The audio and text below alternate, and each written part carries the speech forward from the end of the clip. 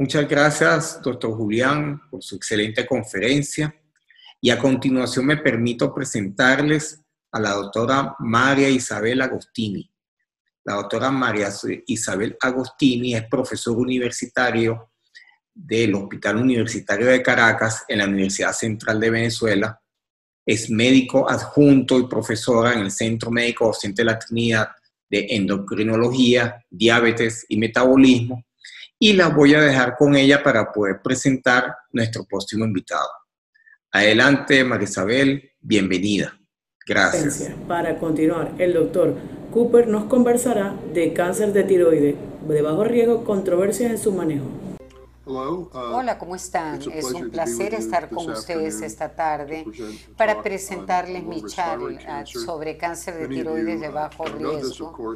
Quizá ustedes no lo sepan, pero yo he estado en la Trinidad antes, a principios de los 90. Tuve el privilegio de participar en un congreso de endocrinología. Hablé de enfermedad de tiroides y conocí a personas que se han hecho amigos míos, incluyendo al doctor Daniel Marantes y José Luis Ceballos. Quiero agradecer a los doctores Cano y Agostini por invitarme a hablar ante ustedes y será un placer para mí hacerlo y obtener sus comentarios.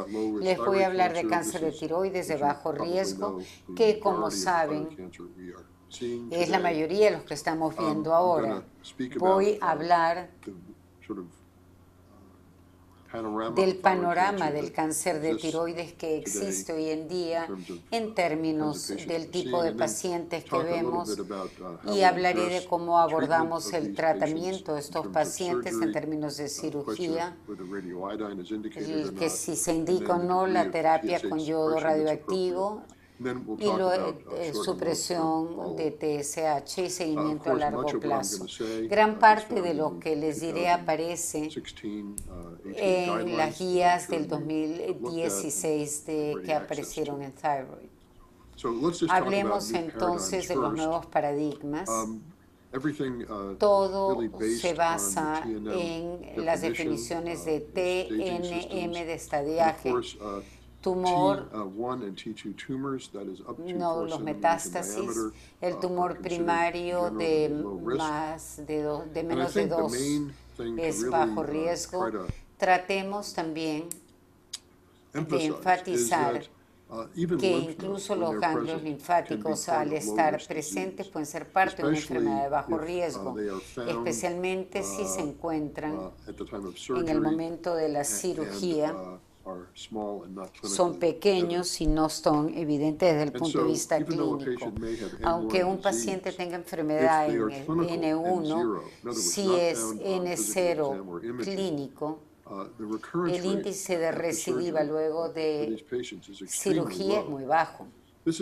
Esto lo distingue de pacientes con enfermedad clínica N1 que se encuentra en el intra o preoperatorio durante el tiempo que se hacen los estudios de imágenes o los exámenes físicos. Es el N0 clínico el que quiero enfatizar porque es el escenario más común que vemos.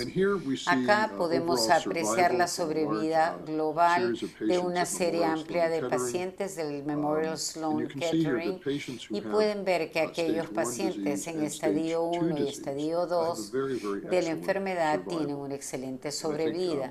Eso ya lo sabemos, por supuesto. Si analizamos la frecuencia de estos diferentes estadios, acá vemos en el grupo de 3.650 pacientes los porcentajes: 13%, 85% en estadio 1, 13% en estadio 2, 95% de todos los cánceres de tipo papilar son de bajo riesgo, pero es bajo riesgo de mortalidad, y sabemos que los estadio 1 tienen una mortalidad de 0. Por tanto, es algo que es significativo. De lo que queremos hablar realmente es el riesgo bajo de recurrencia o recidiva en estadio 1 y 2 con tasas de mortalidad cercanas a 0, pero hay una variable en cuanto al riesgo de recurrencia. Podemos dividir estadio 1 y 2 entre diferentes niveles de bajo, muy bajo, bajo, intermedio y alto, de recurrencia recidiva, no mortalidad. Una persona puede tener bajo riesgo de mortalidad, pero alto de recidiva. Y creo que esa terminología se confunde un poco. Por otro lado, cuando hablamos de recidiva, es enfermedad persistente que se detecta más adelante con mediciones o imágenes, sino una verdadera recidiva. La clasificación de la AJCC predice mortalidad y la ATA tiene un sistema para recidiva, y esta es la manera en la que esto se ve. Es un bajo riesgo donde tenemos todas estas características que incluyen cero enfermedad clínica o presencia ganglionar, donde mide menos de 2 milímetros las micrometástasis y donde no hay captación de yodo radioactivo fuera del lecho de la tiroides. Una vez más, acá analizamos la sobrevida libre de recidiva, no la global. Como bien saben, incluso en enfermedad en estadio 2, donde tenemos una frecuencia alta de recidiva, tenemos una sobrevida libre de recidiva de 80%. La manera de estimar las recidivas es distinguir el tipo de enfermedad ganglionar regional que se encuentra en el preo o en el intraoperatorio. Y creo que muchos de ustedes están familiarizados con este gráfico en el que tenemos el riesgo bajo, intermedio y alto. Es riesgo de recurrencia, no de mortalidad. Incluso lo que piensan que será de más alto riesgo, como los ganglios linfáticos y la extensión extratiroidea, son características de bajo riesgo, mientras que el alto incluye a pacientes con extensión extranodal, cáncer papilar, con mutaciones BRAF y linfadenopatías voluminosas. Hablemos ahora de la terapia para cáncer de tiroides. Cuando piensa en los pacientes de cáncer de tiroides, un día descubren un nódulo, luego los operan, les dan un yodo radioactivo, terapia de supresión y luego viene el control de seguimiento. Hablemos de la cirugía, lobectomía o tiroidectomía total. Este es un caso sencillo, una señora de 49 años con un nódulo de 2.3 centímetros. La biopsia comprueba que es un cáncer papilar de tiroides. ¿Qué cirugía será mejor para ella? ¿Lobectomía o tiroidectomía total? Tiroidectomía si se le hace la disección de cuello. En pocas palabras, no pareciera importar si se hace una o la otra. En este análisis de 61.775 pacientes, la base más grande de pacientes en estudio, no importa el tipo de cirugía en términos de sobrevida. Una vez más, cuando hablamos de cáncer papilar de tiroides, nos interesa más la recidiva que la sobrevida, porque sabemos que la sobrevida es buena. Y ahí vemos si se les va a someter a lobectomía, tiroidectomía. En un estudio a 8 años no hubo diferencia en cuanto al índice de recidiva en cáncer de mayor tamaño o menor, y pueden ver que la tasa de recurrencia a 10 años es básicamente 0 para pacientes de presencia local del carcinoma. es más alta en la total que en la lobectomía. Las guías de la ATA, en base a estos datos, nos dicen que para pacientes con cáncer de tiroides de menos de 1 centímetro y más de 1 centímetro y menos de 4, sin extensión extratiroidea y sin evidencia clínica de metástasis ganglionar, tiroidectomía o lobectomía. Para pacientes con cáncer entre 1 y 4, sin extensión extratiroidea, sin evidencia, les repito, pueden hacerse la total o la lobectomía. ¿Cómo elegir entre la tiroidectomía y la lobectomía? La total sería apropiada a pacientes con cáncer bilateral significativo porque saben que van a ser tratados con yodo radioactivo cuando les preocupa el control de seguimiento y quieren utilizar otros elementos. Hay otras consideraciones, incluyendo la preferencia del paciente, la preferencia de evitar el tratamiento de hormona tiroidea de por vida, el riesgo potencial de una segunda cirugía, la experiencia de seguimiento con terapia menos agresiva, por ejemplo, ultrasonido, y la probabilidad de que el paciente siga el control. Después de la lobectomía, las complicaciones para la tiroidectomía de completación es que la operación no se puede resecar macroscópicamente y necesitaría yodo radioactivo. Otras indicaciones de completación sería enfermedad residual microscópica, el tumor primario es más amplio de lo que pensaba en el preoperatorio, subtipo de tumor de alto riesgo, invasión vascular, perfil genético molecular, probablemente somático y claramente un riesgo más elevado por el subtipo del tumor y mutación BRAF. La tiroidectomía sin disección central de cuello profiláctica es apropiada para casos de ganglios negativos clínicos no invasivos pequeños T1 o T2 con N0. La otra razón es cuando los pacientes se les hace una disección profiláctica de cuello central, el riesgo de daño en la laringe es mayor en contraposición a pacientes con una lobectomía o tiroidectomía total sola.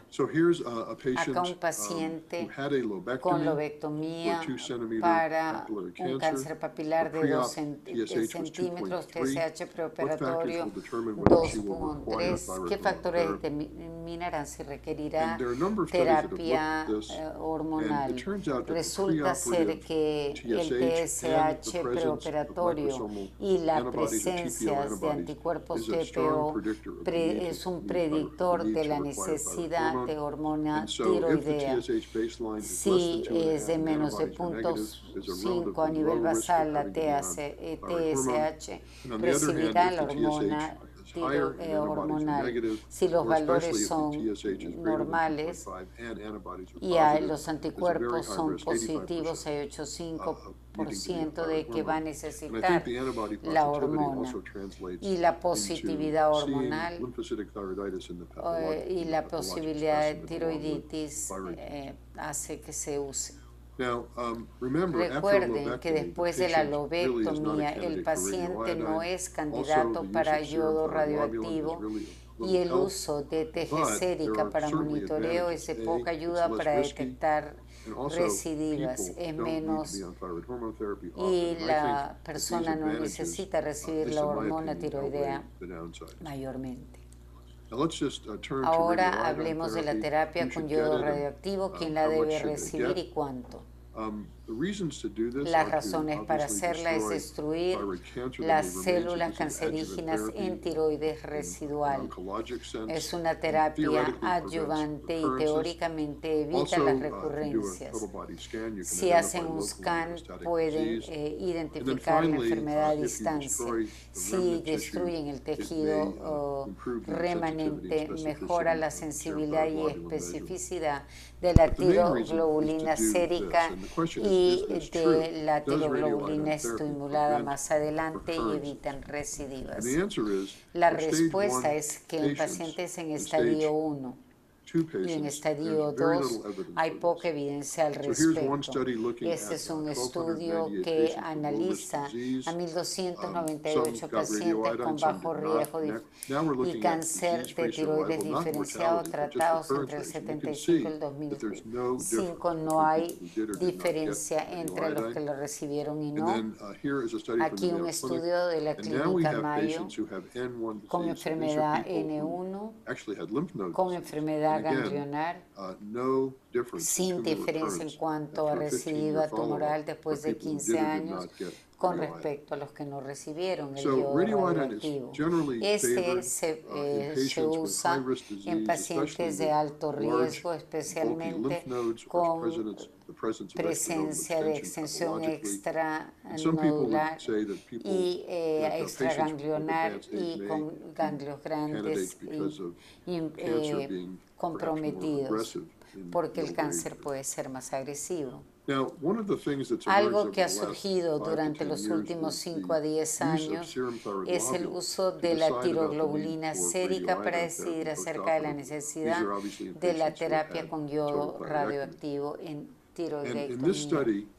En este estudio, entre los pacientes con bajos niveles de tiroglobulinas postoperatorias, no había diferencia en los índices de recurrencia entre los que recibieron o no yodo radioactivo. Son pacientes de bajo riesgo, 35 recibieron, los otros no. E incluso en estos pacientes con riesgo intermedio de recidiva no había diferencia entre los que recibieron o no el yodo radioactivo.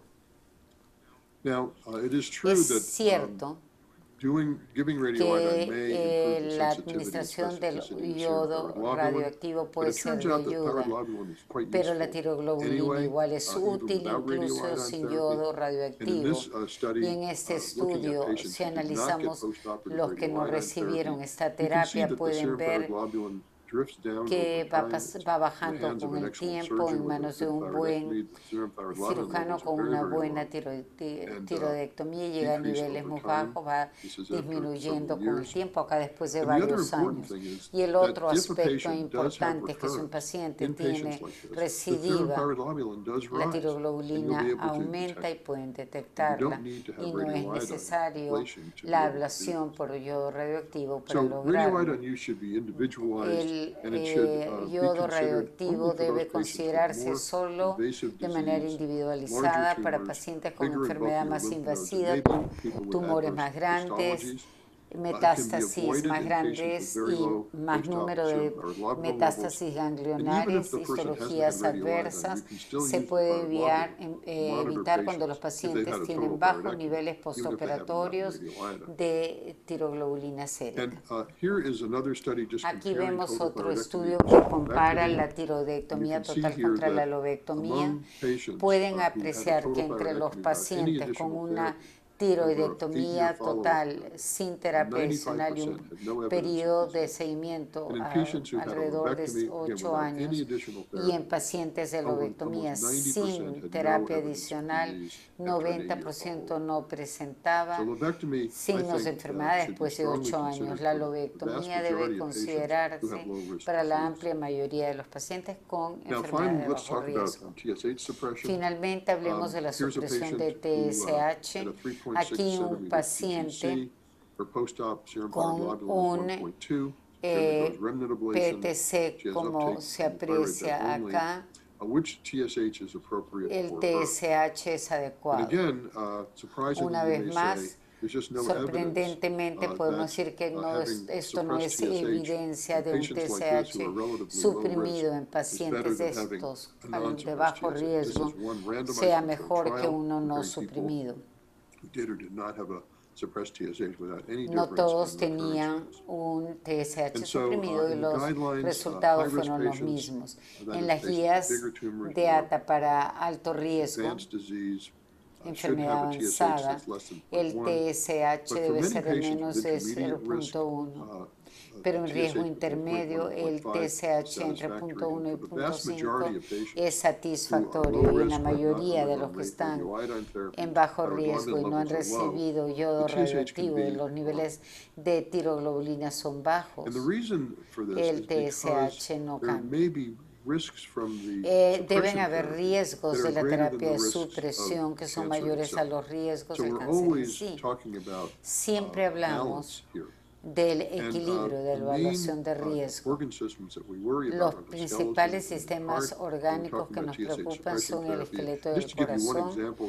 Para que tengan una idea, este es un estudio de controles y pacientes de cáncer en cuanto a fibrilación auricular. Los pacientes de cáncer de tiroides están en mayor riesgo de fibrilación auricular que los contrarios por la supresión de TSH. Hablemos del control de seguimiento, cuán agresivo, cuánto tiempo. Quiero empezar por hablar del seguimiento postquirúrgico. En las primeras 6 semanas después de la cirugía, en pacientes sometidos a tiroidectomía total, se necesita el TSH para saber en qué nivel se encuentran. Para pacientes de bajo riesgo puede ser bajo este nivel o 0, y también la tiroglobulina, porque si está muy baja, no se necesita administrar yodo radioactivo, y siempre hablo de un ultrasonido. Acá buscamos enfermedad residual ganglionar que genere la necesidad de otra cirugía. En pacientes sometidos a lobectomía hay que chequear el TSH porque pudieron recurrir o no terapia de hormona tiroidea, y esto es parte de la evolución del restablecimiento del funcionamiento, y los niveles de la hormona tiroidea y TSH vuelven a lo normal. La tiroglobulina se mide a veces, pero no es útil en realidad en pacientes de lobectomía. Y finalmente el ultrasonido sería razonable para asegurar que no haya enfermedad residual en ganglios linfáticos que pudieran requerir de tiroidectomía de completación u otra cirugía. Los criterios para considerar libre de enfermedad o respuesta excelente a terapia en pacientes de tiroidectomía y ablación de remanentes. No hay evidencia clínica del tumor, no hay evidencia imagenológica del tumor tampoco. Pero incluso en pacientes que no han recibido yodo radioactivo y tiroglobulina, se consideraría que están libres de enfermedad. Hablemos del control de seguimiento. Hay una nueva terminología, la estratificación dinámica de riesgo. Es un restadiaje periódico después de cirugía con o sin yodo radioactivo. Hay una reclasificación del riesgo basado en la respuesta inicial a la terapia. Posiblemente la de el yodo radioactivo da una excelente respuesta, indeterminada o excelente. Excelente respuesta a terapia sin evidencia clínica, bioquímica o estructural de la enfermedad, tiroglobulina negativa y ultrasonido negativo normal. La respuesta incompleta bioquímica, tiroglobulina anormal en ausencia de enfermedad localizable, elevan anticuerpos anti-TG, estructural incompleta, persistente, recientemente identificada, enfermedad locorregional o metástasis a distancia, y la indeterminada hallazgos estructurales bioquímicos no específicos que no se pueden clasificar como benignos o malignos, por ejemplo, anti-TGAB. En términos del seguimiento temprano, en pacientes con un bajo riesgo y buena respuesta a la enfermedad, cuando no hay tiroglobulina, puede hacerse los niveles cada mes, luego un año y luego periódicamente. Como dijeron antes, no se tiene necesariamente que suprimir la TSH. En respuesta incompleta, sería apropiado niveles de tiroglobulina cada 6 meses, ultrasonido de cuello anual y suprimir. Después de 2 años de seguimiento, en los grupos de respuesta, el ultrasonido cada cuantos años, la supresión de TG cada 12 o 24 meses, los niveles de TSH sérico a los niveles que aparecen en la diapositiva y el ultrasonido a casi 5 años, permitiendo que los niveles lleguen a valores normales aunque no indetectables. La razón por la que somos más precavidos en recomendar el ultrasonido 10 años después es que hay muchos estudios que han demostrado que cuando se hace ultrasonido en personas de bajo riesgo, hay probabilidades que lo que se encuentre a menudo será un falso positivo. En el primer estudio de Yang y colaboradores, 171 pacientes de bajo riesgo tuvieron resultados falso positivos en 67%, 114, 171 y verdaderos en 2%, 2 de 171. Sin lugar a dudas, se sospecha de nódulos o los nódulos se engrosan o hay ganglios mayores de cuando menos 8 a 10 milímetros. Hay que obtener citología y tiroglobulina. Finalmente, quiero hablarles de pacientes con enfermedad de bajo riesgo, y aunque sabemos que tienen 0 mortalidad y bajo riesgo de recurrencia, tienden a preocupar, y este es un estudio de que son libres de cáncer por los criterios discutidos.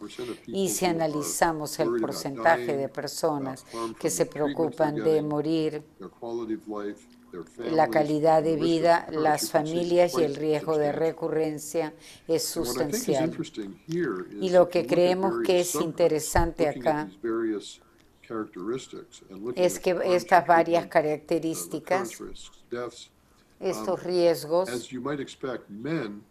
como se espera, los hombres se preocupan de más de estas cosas, y parece aquí que las personas de mayor edad se preocupan menos.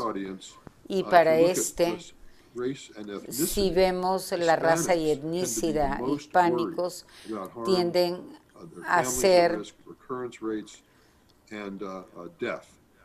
en términos de muerte, estos, sin lugar a dudas, son personas de origen hispánico americanos, pero esto se aplica también a la población venezolana. El método práctico es que nos da marco para predecir las enfermedades de bajo riesgo, y esto nos dicta quién debe recibir la terapia de yodo radioactivo, quién debería recibir supresión de TSH no. Y cuando hay que ser menos agresivo, más individualizado, en base al control de seguimiento. En general, tenemos ahora un enfoque menos agresivo. Y también tenemos el concepto de estratificación dinámica del riesgo, que nos permite individualizar más el tratamiento del paciente, pues sabemos cómo le está yendo con respuesta al tratamiento inicial. Y con esto quiero agradecerles por su atención. Les agradezco muchísimo su invitación.